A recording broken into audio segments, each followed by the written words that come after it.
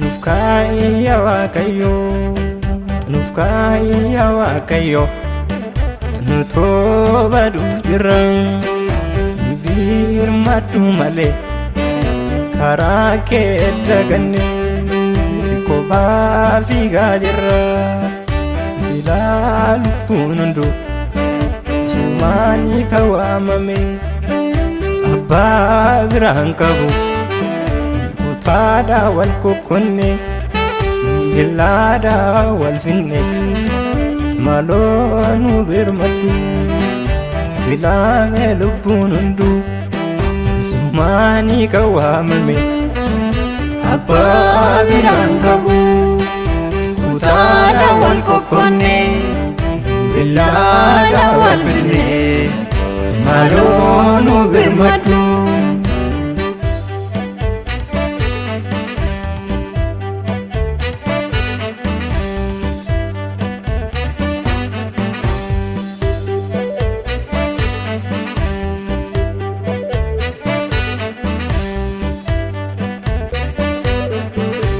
afaan nama malees argamni isaa tokkuma uumaan keenya soosii nutoo gargar baase qomoodha wal mukkaase nutiisi amasi haadhoo wajjeese injifannoodha jedha nurraatti fokkiseera gargaari malee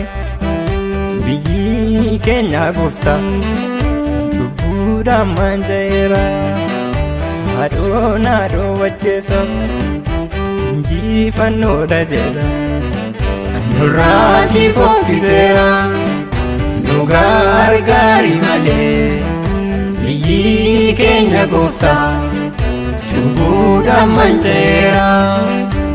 Nufkaya Waaqayyo, Nufkaya Waaqayyo, Nutobadu jirang birmatu male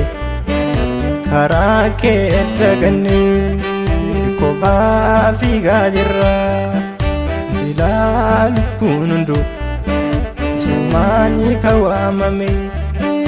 abba birankabu kutada wal kokonne ilada wal finne malonu birmatu silame lupunundu sumani kawamame abba birankabu kutada wal kokonne ilada wal finne malonu birmatu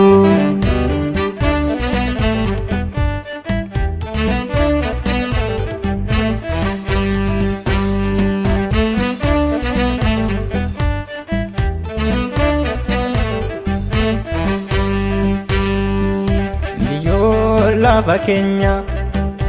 dhiigaa machooftetti abbaanis ilmoo wajjeessa yoo ati dhufte malee nutoo salphanneerra nu baasii kana keessa nagaa nuuf deebisi yeelloon nurraa kaasi maaloo sitti boonya al takkaan ilaali Girmaan aduunu baasi siidha furiin keenya siidha furiin keenya siidha furiin keenya Nufkaya Waaqayyo, Nufkaya Waaqayyo, Nutobadu jirang birmatu male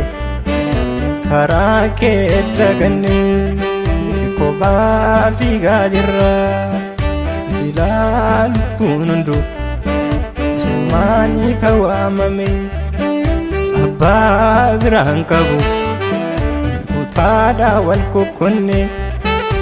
ilada wal finne malonu birmatu filaame lubbuun hunduu sumaanii kan waamame abbaa biraan qabu kutaadha wal qoqqonne billaadha wal fite maaloo nu birmadhu.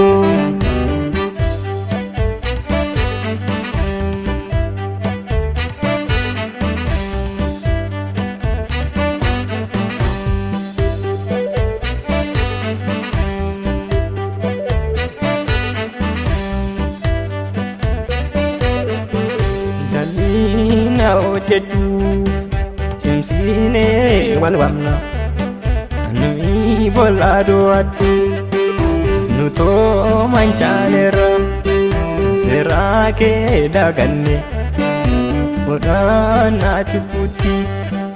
kan gaaraan nu laafu kan keessaan nu baasu nu si malee hin qabnu maaloo gannu jedhi qilee du'aa keessa gooftaa koo nu baafadhu. Abbaa koo nu baafadhu Yesuus koo nu baafadhu. Abbaa koo nu baafadhu Yesuus koo nu baafadhu.